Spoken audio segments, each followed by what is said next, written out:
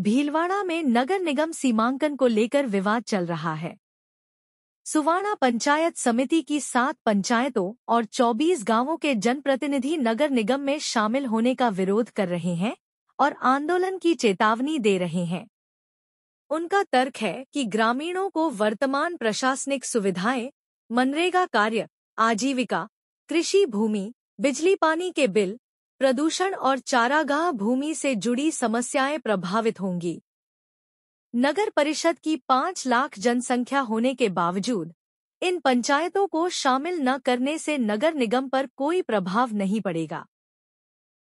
नगर निगम के द्वारा भीलवाड़ा नगर निगम के द्वारा एक प्रस्ताव लिया गया कि आसपास की जो पेरापेरी की 8 ग्राम पंचायतें हैं उनको नगर निगम में शामिल किए जाने का प्रस्ताव राज्य सरकार को भेजा है कलेक्टर के माध्यम से। आज हम सभी इन ग्राम पंचायतों के वर्तमान सरपंच, पूर्व सरपंच और यहाँ के जनप्रतिनिधिगण इकट्ठा होकर आज हमने कलेक्टर साहब को ज्ञापन दिया।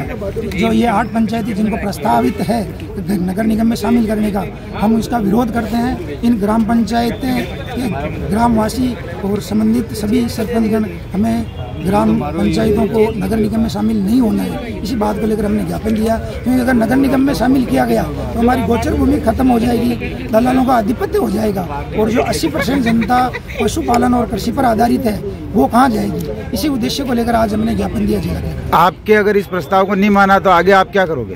तो हमारे साथ हमारे सरपंच संघ के अध्यक्ष अमित चौधरी जी भी और हम सभी हैं। हम सब बैठ के एक रणनीति तय करेंगे। इस आंदोलन को अगर हमारी बात राज्य सरकार द्वारा नहीं मानी गई तो आंदोलन को आगे ले जाएंगे। आज हमें नगर निगम में भीलवाड़ा में जो नगर निगम नया बना उसमें 10 पंचायतों को जोड़ने की प्रक्रिया चल रही है।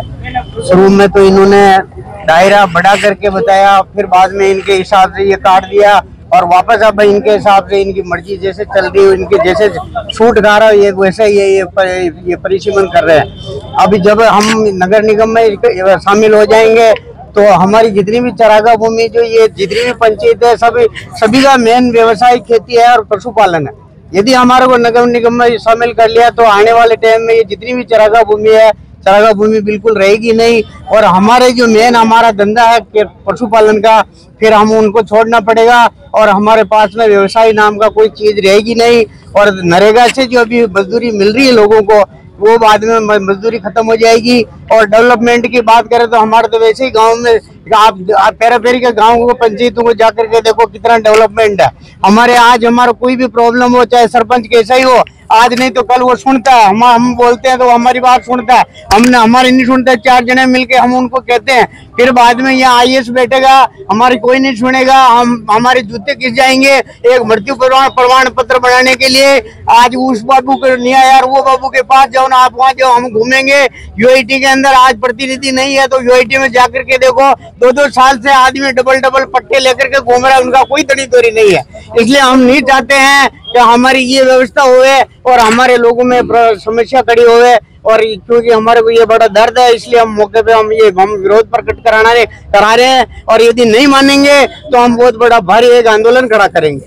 कन्हैया लाल सुनाइडे, पूर्व सरपंच आटून।